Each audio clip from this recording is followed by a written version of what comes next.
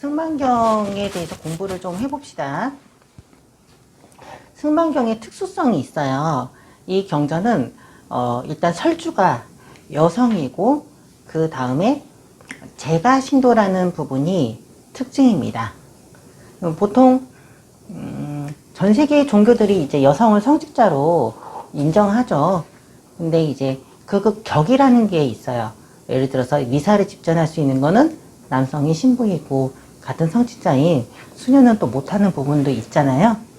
그런 것처럼 불교 내에서는 일단 여성의 성불 가능성에 대해서는 남성과 동등하다 이렇게 보고 있습니다. 그렇지만 이제 여성이 스님인 경우에 비구니 같은 경우에는 계율이 한 100개 정도 더 있으세요. 그런 어떤 제약 조건이 있음에도 성불할 수 있는 가능성은 동일하거든요. 그래서 세계 고등 종교에서는 좀 유니크한 스타일이라고 보시면 되겠습니다. 근데 이제 한국 조계종에서는 왜 여성이 뭐 총무나 아니면 종정이 되지 못하냐 이거는 얘기할 수도 있지만 그거는 어떤 깨달음의 가능성은 동등하지만 사회 문화적인 어떤 차별 현상은 계속 있었거든요. 불교 내에서도. 그래서 석가모니 당시에는 이제 여성의 성불 가능성도 있고 아란으로 여성 아란으로 나오긴 했지만 이제 후대에 조금 사회 문화적인 제약 조건이 계속 붙습니다. 그래서 성별이 바꿔져야지 성불할 수 있다는 그 이론도 나왔거든요. 여성으로서는 성불하기 어려우니까 남성으로 한번 몸을 바꿔야지 성불할 수 있다.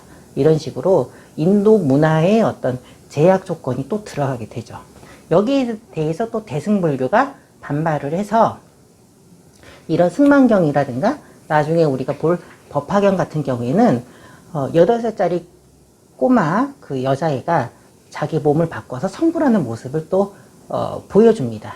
그것을 이제 8세 용녀가 이제 성불하는 그 모습을 이제 고지식한 아저씨들, 할아버지 그 스님들한테 보여주는 거죠. 그런 식으로 대승불교에서는 이 여성이라든가 제가신도의 제약 조건 없이 제가신도라는 제약 조건 없이 그냥 다이렉트로 여성의 성불 가능성을 인정하게 되죠. 이런 좀 유니크한 배경을 갖고 있는 게 이 승만경이라고 보시면 되겠어요. 그리고 승만경의 중요한 특징은 후반부에서 열애장 사상이 나온다는 거거든요. 이 열애장 사상은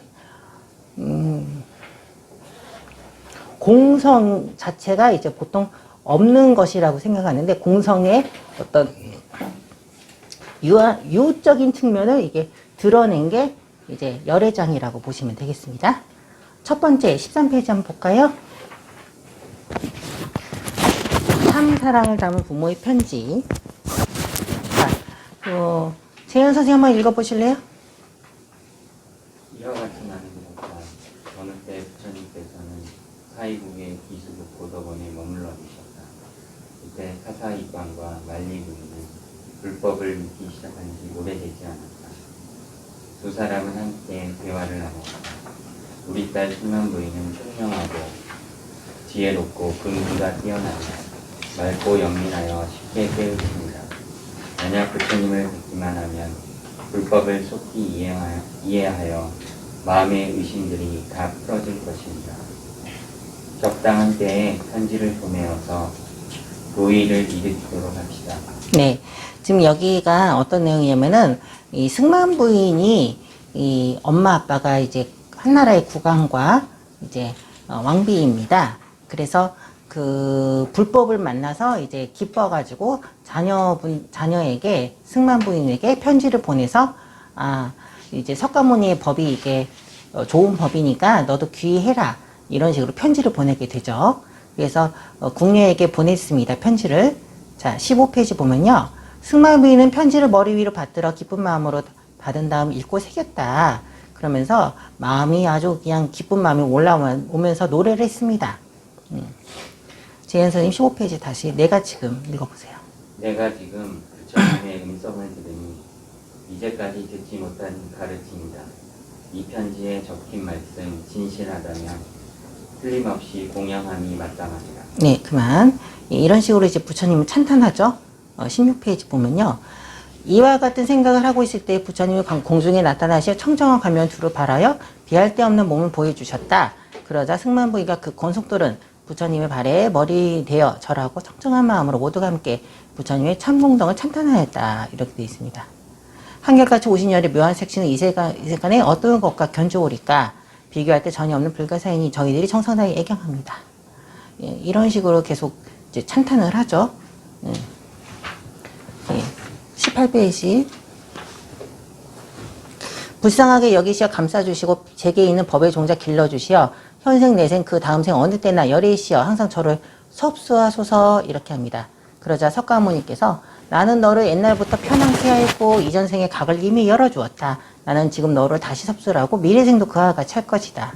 이게 무슨 말이냐면은 옛날부터 석가모니는 승만부인을 끌어서 이제 해탈게 해주었고 지금 다시 만나서 너를 다시 끌어들일 것이고 미래생도 다시 끌어들여서 선한 인연을 계속 영겁토록 이어가겠다 이런 말씀을 하십니다. 그래서 이런 얘기를 하시고 19페이지 보면요. 그때 이제 승만부인과 그의 권속들이 부처님의 발에 머리를 대고 절을 하자 대중 속에 계시던 부처님께서 수기를 주셨다라고 돼 있죠. 수기라는 게 뭐냐? 다음 생이든 몇천 생이든 뒤에 네가 열애가 될 것이라는 애언을 하는 겁니다. 수기의 이제 구체적인 모습은 머리를 한번 이렇게 만져주는 거예요. 정수리를. 그걸 이제 마정수기라고 하거든요. 내가 열애 진실에 공덕을 찬탄한 이 성군으로 미래에 한슬령 없는 아승직업 동안 하늘과 인간 세상을 다스리는 자제왕이 되어 태어나는 곳마다 항상 나를 보되 내 앞에서 찬탄함에 지금과 다름이 없을 것이니라. 마땅히 무량 아승집을 무한히 많은 부처님을 공양하고 이만 아승직업을 지난 부처가 되리라. 그 이름이 보광열의 은공천병지이다. 이름을 정해줍니다. 이런 경전을 보면요. 수기를 할 때 이제 몇 생애를 뒤에 어떤 국토 이름도 보통 얘기해요. 어떤 나라 이름을 얘기하면서 그 열애의 이름을 말하게 되죠.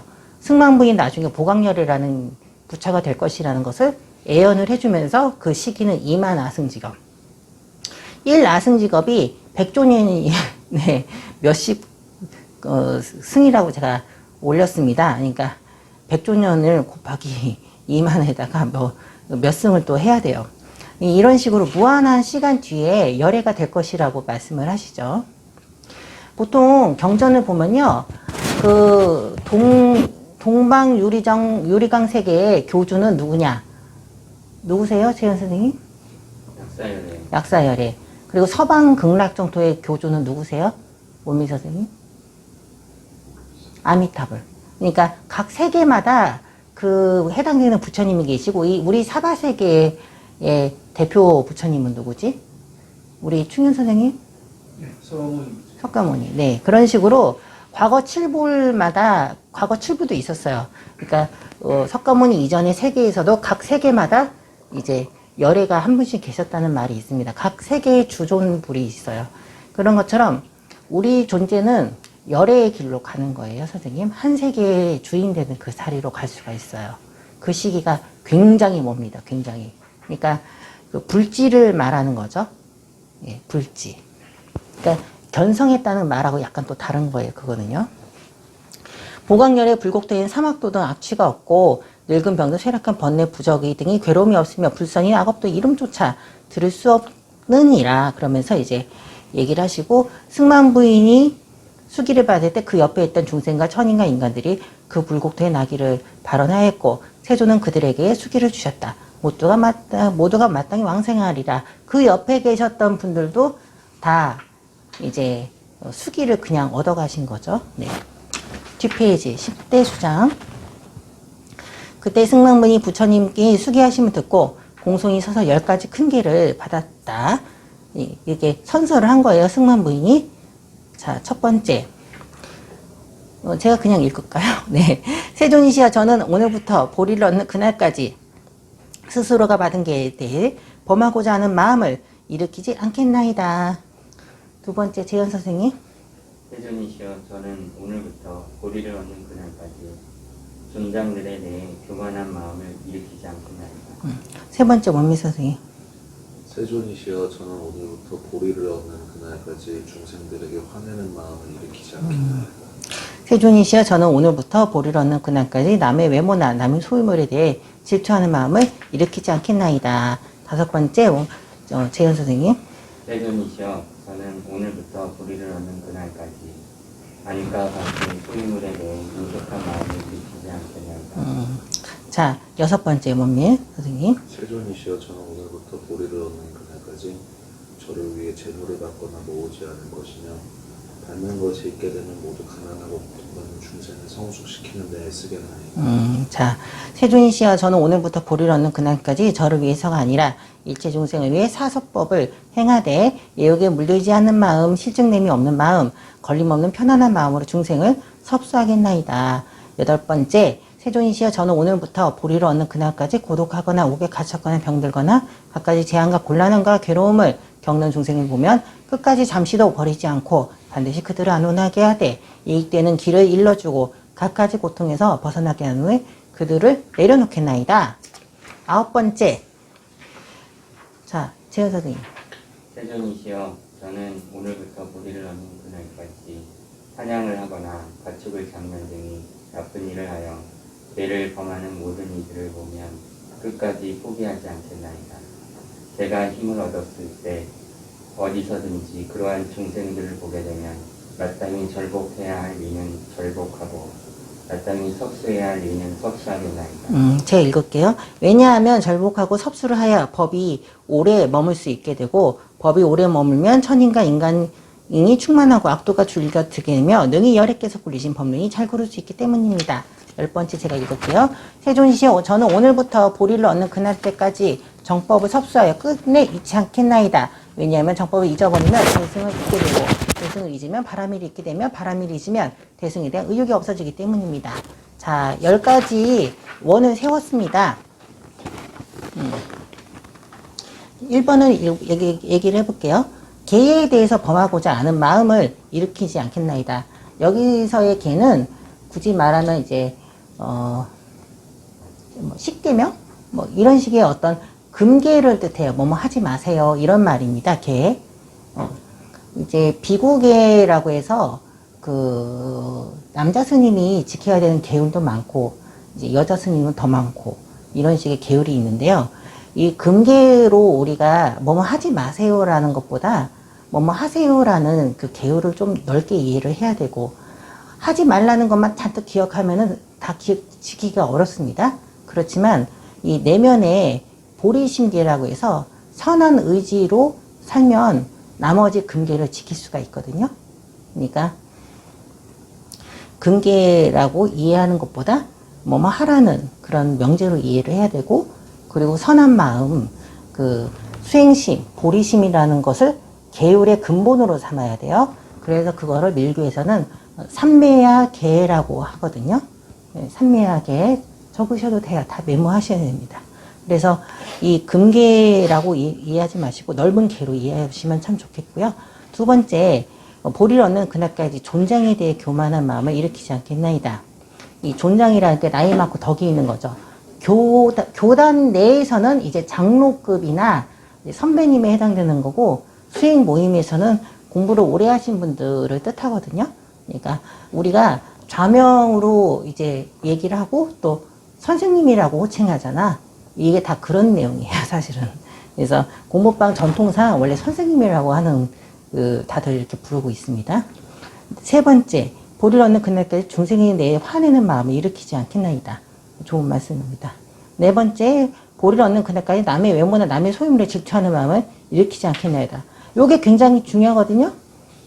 왜냐? 경전에 얘기 보시면요. 외모나 남의 소유물에 질투하는 마음. 이건 이제 여성으로서의 그 자각에서 나오는 말이에요. 응?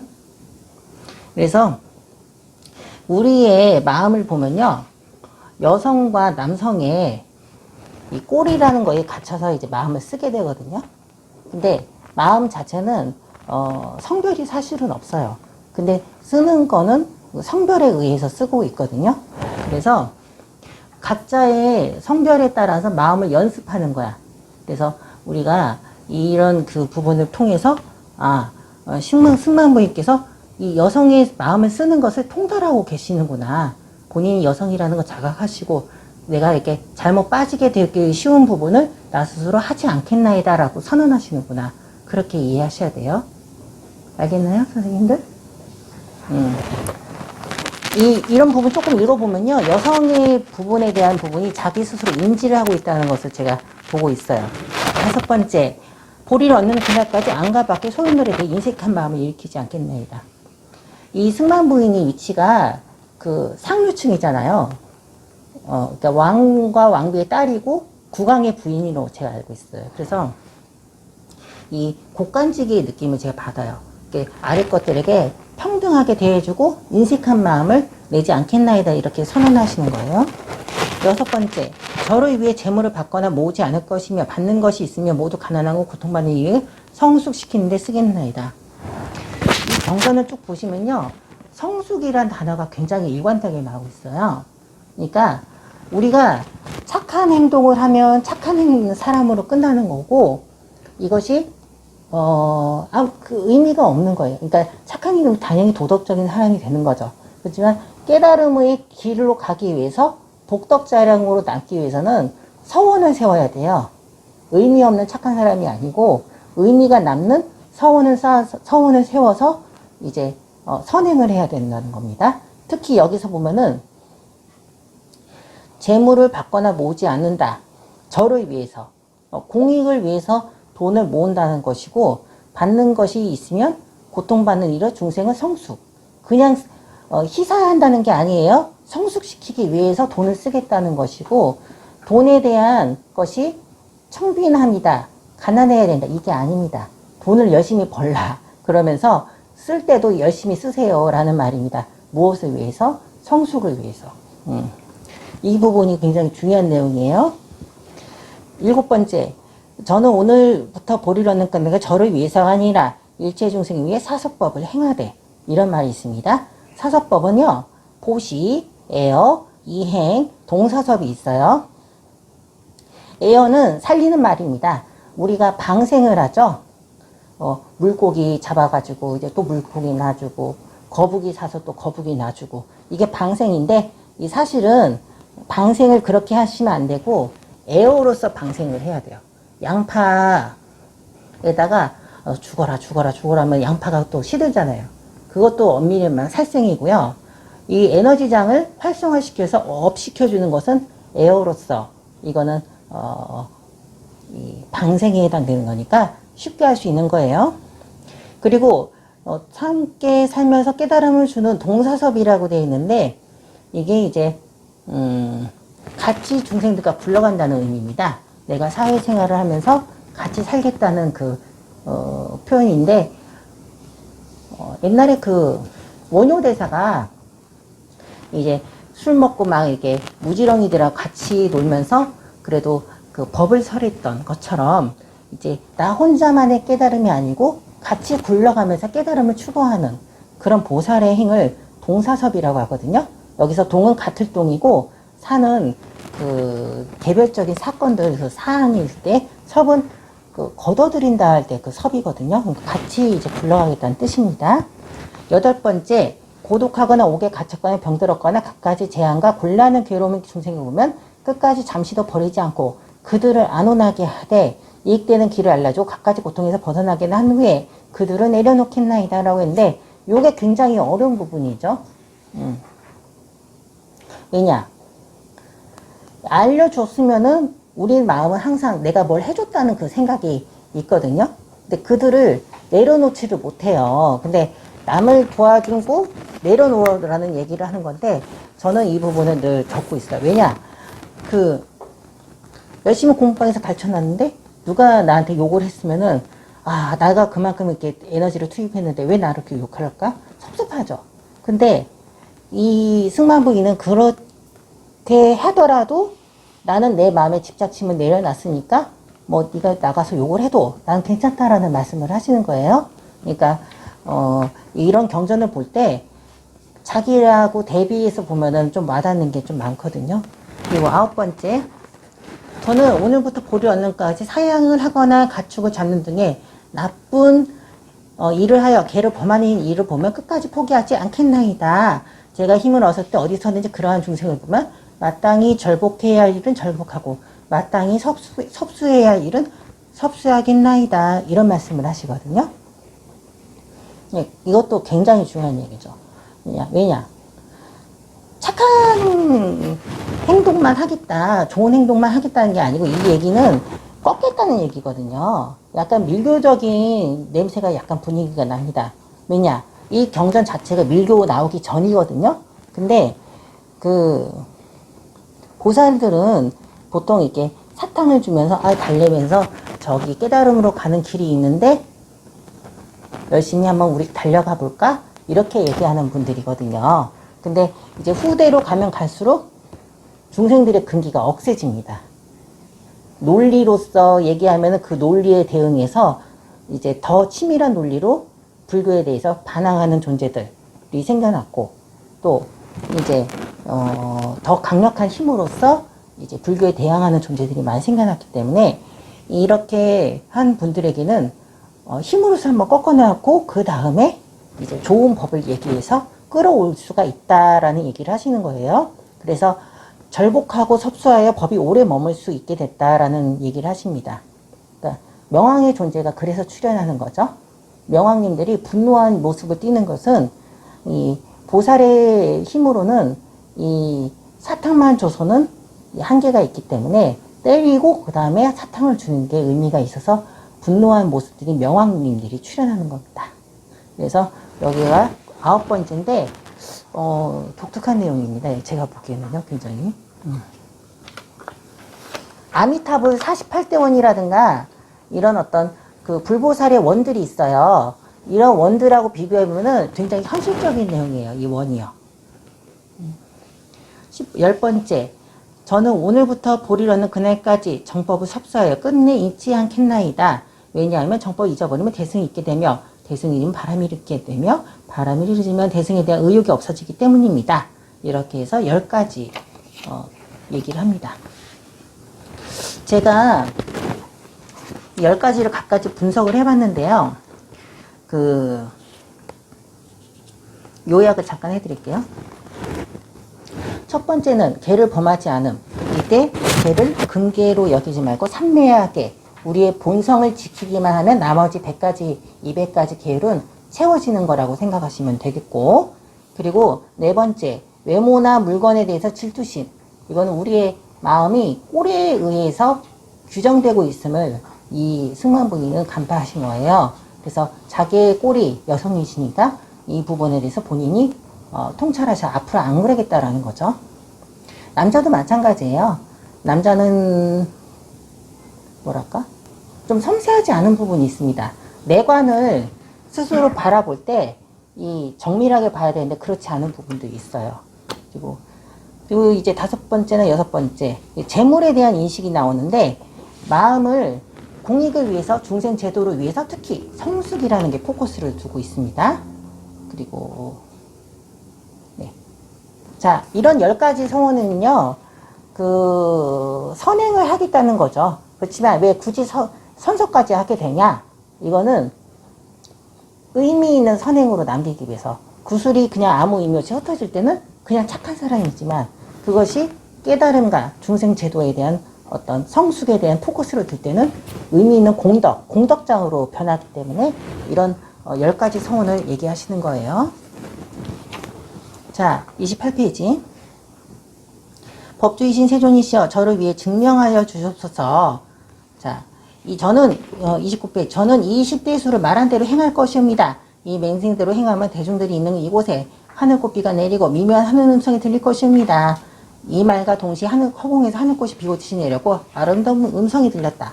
그와 같도다. 그대가 말한 바와 같이 가도다. 틀림없는 진실이로다. 그러니까 이제 석가모니께서 증명을 해줘서 추인을 해주신 겁니다. 31페이지. 그때 승만문이 부처님 앞에서 다시 3대원을 발하였다. 자, 재현 선생님 한번 읽어볼까요? 이 진실한 원으로 한량없는 중생을 편안케 하고 이 성근으로 어느 생에서나 정법의 지혜를 얻겠나이다. 이것이 첫 번째 성문입니다. 원미 선생님. 제가 정법의 지혜를 얻고 난 다음에는 싫어하는 마음 없이 중생을 위해 정법을 설하겠나이다. 이것이 두 번째 큰 서원이옵니다. 네, 제가 정법을 섭수할 때는 몸과 목숨과 재물을 다 버려서라도 정법을 호지하겠나이다. 이것이 세 번째 큰 서원입니다. 그때 세존께서 승만부인에게 수기를 하셨다. 3대 서원은 마치 일체의 색이 허공기 속에 다 들어가 있는 것과 같나니 황하사처럼 많은 보살의 서원이 이 3대 서원 속에 모두 들어가 있으며 이 3대 서원은 진실하고 광대한 것이니라. 첫 번째 원을 보면요. 이 세 가지 서원을 보면 기독교식으로도 제가 해석이 되더라고요. 첫 번째 원은 정법의 지혜를 얻는다. 어떤 목적이죠. 불교에서는 깨달음, 그리고 기독교나 이런 서구 종교에서는 이제 신의 은총, 그리고 이제 그 천국 이런 거겠죠. 두 번째, 제가 정법의 지혜를 얻고 싫어하는 말 중생은 정법을 설하겠나이다. 이것이 두 번째 큰 서원입니다. 이건 전교죠, 전교. 불교도 전교 행위를 많이 했어요. 이제 그 인도 쪽에서 스리랑카라든가 중국이라든가 우리 한국까지 다 들어오면서 전교 행위를 많이 했죠. 세 번째, 제가 정법을 섭수할 때 몸과 목숨과 재물을 다 버려서라도 정법을 호지하겠나이다. 요게 순교죠. 그러니까 2차 돈의 순교도 있고, 서구 종교에서도 갖가지 이제 인도라든가 서구 그 중동으로 많이 전파하면서 이제 순교행위가 있었습니다. 그때 세존께서 승만에게 수기를 하셨다. 3대 서원은 마치 일체의 색이 허공계 속에 다 들어가 있는 것 같나니 황하사처럼 겐지스강의 모래알처럼 많은 보살의 서원이 이 3대 서원 속에 모두 들어가 있다 라고 했는데, 제가 보기에는 이 3대 서원과 10대 서원은요, 에너지 장을 기반으로 해서 윤리적 지침을 끌어낸 것으로 잘 보여지거든요. 그리고 일체의 색이 허공계 속에 다 들어가 있고 항하사처럼 많은 보살의 서원이 다 있다는 것은 문화와 역사와 그리고 이제 그 문명을 다 초월해서 이게 다 도도히 내려오고 있다는 것을 포함한 말씀입니다. 그러니까 진리에 대한 추구는 첫 번째고, 두 번째, 진리에 대해서 설파하고자 하는 것은 인간의 본능이자 우주에서 다 흘러내려온다는 것이죠.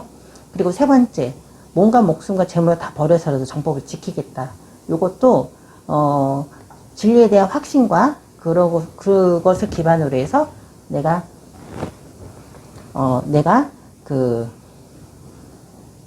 진리에 대한 확신과 그것을 통해서 내가 이제 몸을, 목숨을 버릴 수 있다는 어떤 순교 행위 자체가 포함되고 있습니다.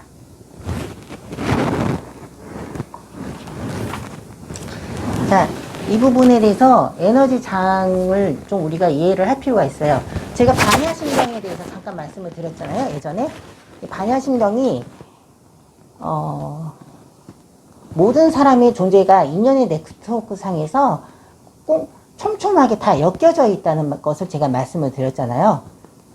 근데 단순한 인연법일 뿐인데 그것을 하나의 동일하는 에너지 장으로 하나 끌어낸 것이 이제 열의 장이라는 거고, 그리고 반야심경에서 나오는 부분이 윤리적인 행위를 그래서 도출할 수 있는 거야.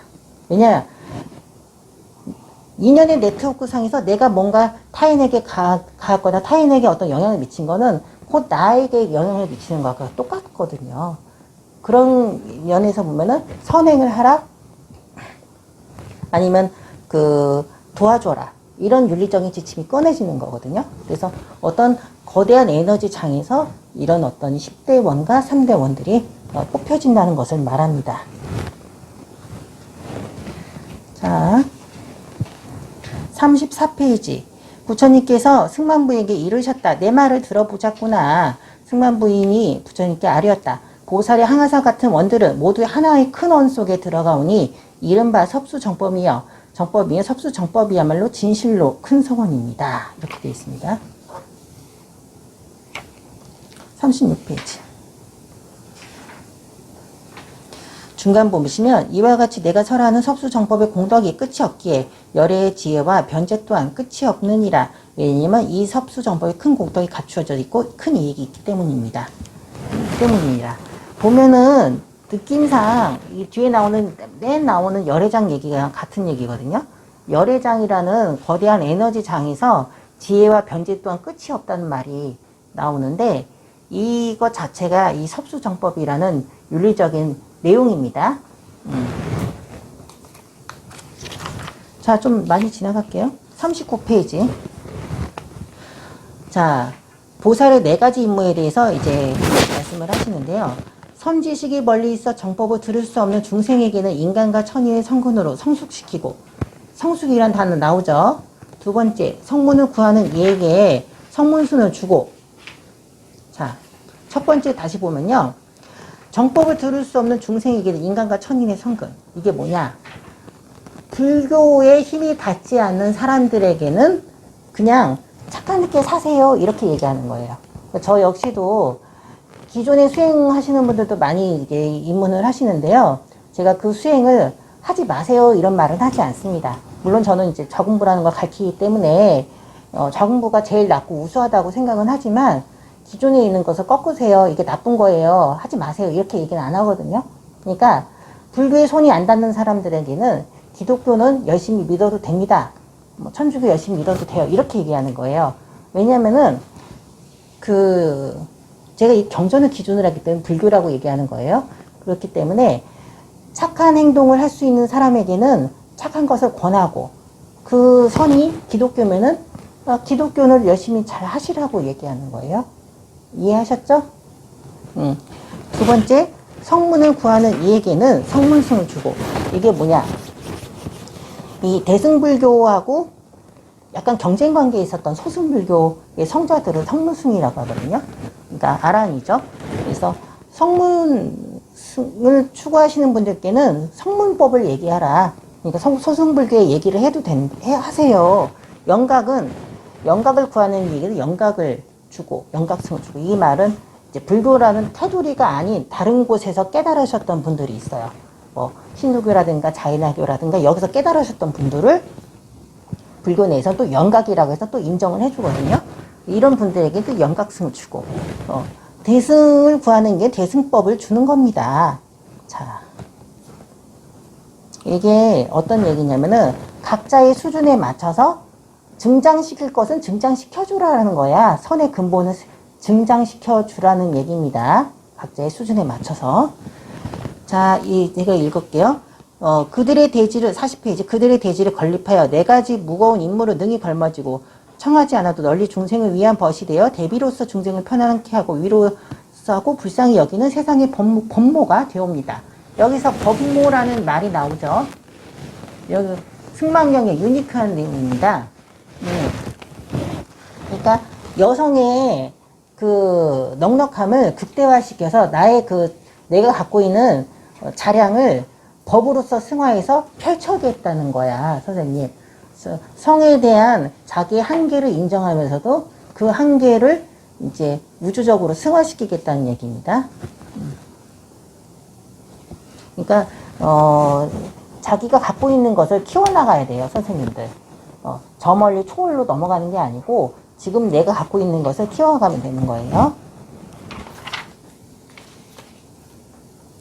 자, 43페이지. 뒷부분에 정법이 곧 섭수정법이고 세존시여 바람일과 다름이 없고 섭수정법과 다름이 없으니 섭수정법이 곧 바람일입니다. 넘어가세요. 44페이지. 마땅히 보시로서 성숙시켜야 될 이에겐 보시로서 성숙시키되 신체의 각 부분을 버려가면서 그대의 마음을 보호하고 성숙시키면 그렇게 성숙해진 중생은 정법을 잘 건립해온 이를 보시바람의 단바람이라고 이름합니다. 이게 성숙시키라는 말이 많이 나오죠. 이게 대승불교로 관통하는 내용입니다. 그러니까 승만경 자체가 이게 불교 내에서 많이 유포된 내용이 아니거든요. 조계종 내에서도 열애장이라는 그 내용이 나오긴 했지만 이 승만경에서 그렇지만 능엄경이나 능가경을 더 우선시하지 승만경 자체를 이렇게 많이 쳐주지는 않습니다. 그렇지만 내용을 보면요, 어려운 교학적인 내용보다 가장 현실적인 내용으로 채워져 있어요.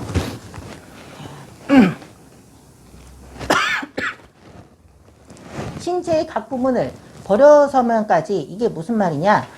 석가모니 전생에게 보면 이제 토끼가 앞에 그 수행자가 이제 배고프다고 하니까 너 수행자님 얼른 깨달으세요. 내 몸을 바쳐서 수행자님의 육신을 채워드리겠습니다 하면서 이제 석가모니 전생의 토끼가 이제 장작불에 몸을 던지는 내용이 있습니다.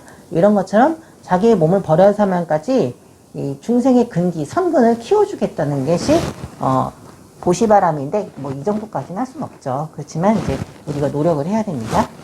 두 번째, 개로서 성숙시켜야 하기는 육군을 잘 맞고 지키게 하여 생각과 말과 행동을 맑게 하고 네 가지 몸감을 바르게 하여 그들의 마음을 뭘로? 개로서 성숙시켜져서 그렇게 성숙해진 중생은 정법을 잘 건립하오니 이를 지게바람이라고 이름합니다. 라고 되어 있습니다. 여기서 육군이라는 게 뭐냐? 눈, 코, 귀, 입, 뭐 혀, 촉감 뭐 이런 것들이거든요. 근데 이 육군의 특성이 뭐냐? 눈으로 보면은 굉장히 화려하고 자극적인 것을 원하거든요. 그 귀는 감미로운 걸 또 원해요. 또 혀는 어떤 달콤하고 맛있는 걸 원하거든요. 이런 육군의 감각기관이 잘 맞고 지키게 한다는 거야. 그래야지 생각과 말과 행동이 맑아진다는 거야. 계율의 본질적인 내용을 얘기하시는 거야. 왜냐? 저도 어릴 때 연불 같은 걸 해보니까 며칠 전에 있었던 것이 연불할 때 쑥 눈으로 다 올라오더라고요. 그런 것처럼 눈, 코, 입, 귀로 들어갔다는 거 다 데이터로 남으면서 어떤 때가 되면 이렇게 위로 올라오면서 수행을 방해하게 되거든요. 그렇기 때문에 이런 감각에 대한 부분을 절제를 해야 된다라는 말씀을 하시는 거예요. 이거는 맛있는 거 먹지 말아라, 뭐 좋은 것을 보지 마라 이런 얘기 아니에요. 그렇지만 이 감각기관에 마음이 끄달리면 안 된다 이 얘기를 하시는 거거든요. 이 중요한 내용입니다. 지게바람이. 세 번째, 인욕으로서 성숙시켜야 하기에는 만약 그 중생이 욕설을 퍼붓고 비방하고 고포를 줄지라도 화를 없이 이익을 주겠다는 마음을 내요. 으뜸가는 인내력으로 안색의 변함 없이 그들의 마음을 지켜주고 성숙시켜주면 정법을 잘 건립하니 이를 찬제바람, 인욕바람을 이름합니다. 이거 세 번째가 중요한 얘기예요. 그러니까 지도를 저도 하면서 이 영혼의 입장을 바라볼 때가 많거든요. 그럴 때는 제가 좀 참아야 되는 부분도 있어요. 그래서 여기서 나오죠. 으뜸가는 인내력으로 안색의 변화 없이 안색의 변화 없이 내가 좀 화나라도 안색의 변화 없이 그들의 마음을 지켜줘야 돼요. 그래야지 수행심을 북돋아주면서 내가 잠깐 욕을 보더라도 이렇게 해야 됩니다. 네 번째, 정진으로 성숙시켜야겠는 중생에 대해 해이한 마음을 일으키지 않고 큰 욕심을 내요. 제1가는 정진과 사위의 마음으로써 그들의 마음을 지켜주고 성숙시켜주면 그렇게 성숙해지는 중생은 정법을 잘 건립하오니 이를 정진바람이라고 이름합니다. 이렇게 되어 있습니다. 이거는 늘 회원님께 제가 말씀드리죠. 기운형 빨리 가세요. 회로 많이 하세요. 이렇게 말하는 게 정진을 시키는 거예요, 선생님들. 그렇지만 우리 회원님들도 타인에게 정진을 시키게 할 수 있거든요. 너 교회 왜 안 가니? 그렇게 할 수도 있는 것이고, 그리고 또 아니면 이제 공부를 좀 하세요. 이런 식으로 정진을 시킬 수 있죠. 다섯 번째, 선으로서 성숙시켜야 얘기는 여기서 선이라고 하는 거는 삼매라는 걸로 해서 마음의 집중이거든요. 이게 삼매의 본질에 대해서 또 언급을 하세요. 그 중생에 대해 산란하지 않은 마음과 바깥으로 향하지 않는 마음과 제1가는 정념으로서 오랫동안 한 일과 오랫동안 말한 것을 끝내 잊지 않게 하여 그들의 마음을 지켜주고 성숙시켜주면 그렇게 성숙해진 중생은 정법을 잘 건립하게 되오니 이를 선정바람이라고 이름합니다. 라고 되어 있습니다. 그러니까 우리의 마음은 이 핸드폰이라든가 디스플레이라든가 갖가지 도구에 마음이 꽂혀 있어요. 근데 그 마음을 스스로 되돌려서 이제 수행의 어떤 힘으로 승화시켜야 되는데 이게 겉으로 마음에 이렇게 막 돌아다니기 때문에 혼자 고요히 앉아서 마음을 돌리는 그 작업을 선이라고 하는데 선정바람일이죠. 우리가 할 수 있는 건 뭘까요? 동작과 회로입니다. 그러니까 각자 개인적으로 남는 시간이 없죠. 바쁘니까. 그러니까 개인적으로 시간을 할애해서 이게 각자의 어떤 그 선정을 닦는 그 시간을 가지라는 얘기를 여기 승만부인이 하고 있네요. 네. 선의 본질이 산란하지 않은 마음과 바깥으로 향하지 않는 마음, 요거네. 왜냐, 바깥으로 우리 마음 항상 쏟아내기 때문에 이것을 회수해서 에너지로 집중해서 선의 어떤 선정의 어떤 삼매의 힘으로 이렇게 잡아가는 거거든요. 이걸 이제 사마타라고 합니다. 불교 용어로. 자, 6번째. 마땅히 지혜로서 성숙시켜야 할 이에게는 그 중생들이 어떠한 뜻을 물어보더라도 두려움이 마음으로 일체의 논과 일체의 기술과 궁극적인 이치를 다 밝혀주고 갖가지 기술적인 설명해주어 그들의 마음을 지켜주고 성숙시켜주면 그렇게 성숙해진 중생은 정법을 잘 건립하게 되오니 이를 반야바람이라 이름합니다. 네. 그러므로 세존이시여 바람일과 섭수정법은 다름이 없으니 섭수정법이 곧 바람일이옵니다. 이렇게 됩니다. 그러니까 6가지 바람을 얘기했죠. 그 앞에 3가지 얘기했죠. 그 앞에 10가지 얘기했죠. 이게 다 섭수정법이라는 얘기야. 똑같은 거라는 거야. 그러니까 제가 그 금계가 100가지 수 200개가 되더라도 내 근본된 청정한 마음이 보리심계 하나만 지키면 100가지 200개의 계율은 저절로 지켜진다고 제가 앞은 말씀드렸다시피 이 보리심이라는 수행심 하나만으로도 이 10가지 3대 사원 그리고 6가지 바람이 이게 다 채워지는 부분이 있어요. 그러니까 그렇지만 우리가 이렇게 문자화된 10가지 6가지 이거 다 봄으로 인해서 다시 한번 우리의 본질을 다시 한번 볼 수가 있습니다.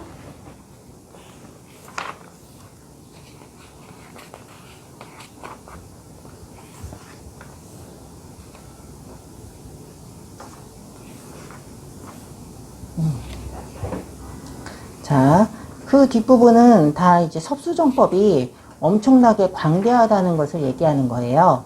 이 섭수정법이 뭐다, 섭수정법 어떤 거다 이렇게 개념적인 여기서는 하진 않아요.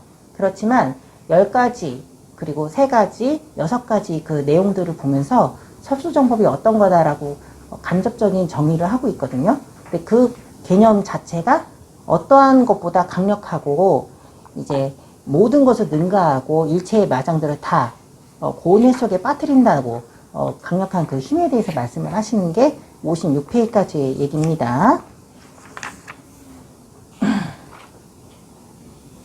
58페이지. 세존이시여 섭수정법은 마하연 대승이옵니다. 마하연이 일체 성문 영각과 세간 출세간법의 선법을 낳기 때문입니다. 세존이시여 왜냐하면 안욕대지에서 8개의 큰 강이 나왔듯이 여기서 안욕대지가 히말라야 산 속에 있는 큰 연못이라고 되어 있거든요. 예. 그리고 이 마하연에서 일체의 성문과 영각과 세간 출세간의 선법이 다 나오기 때문입니다. 세존이시여 일체의 씨앗이 땅에 의지하여 생장하는 것과 같이 일체의 성문 영각과 세간 출세간 선법도 이 대승에 의지하여 증장할 수가 있겠나이다. 섭수정법에 대한 개념적인 게 살짝 나오죠. 에너지 장이라는 얘기야. 이게 약간 그 뉘앙스입니다, 선생님. 그러니까 열애장이라는 거죠. 61페이지. 아라한은 부처님께 귀의했지만 아라한에게는 두려움이 있나이다. 그 까닭이 무엇인가? 재현 선생님.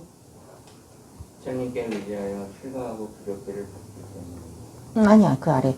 아라한은 부처님께 귀의하였지만 두려움이 있나이다. 61페이지. 아라는 일체행에 대해 두렵다는 생각에 머물러 있기 때문입니다. 마치 누군가가 칼을 들고 자기를 해치러 오기라도 하는 것과 같아서 아라한에게는 구경락이 없습니다. 무슨 까닭인가 참된 의지처의 생존은 다른 의지처를 구하지 않지만 마치 의지처가 없는 중생들이 여기저기에서 공포를 느끼고 그 공포 때문에 의지처를 구하듯이 저 아라한에게도 두려움이 있고 그 두려움 때문에 이렇게 의지가 하는 것입니다. 자, 여기서 아라한이라는 것은 소승불교의 성자입니다. 근데 이게 그 승만부인은 뭐라고 하시냐면은 일체 행에 대해 두렵다는 생각에 머물러 있기 때문입니다. 이렇게 얘기하시죠. 그리고 마치 누군가 칼을 들고 자기가 회치러 오는 길하는 것을 하는 것과 같아서 아라한에게는 구경란이 없습니다. 이게 어떤 내용이냐면요.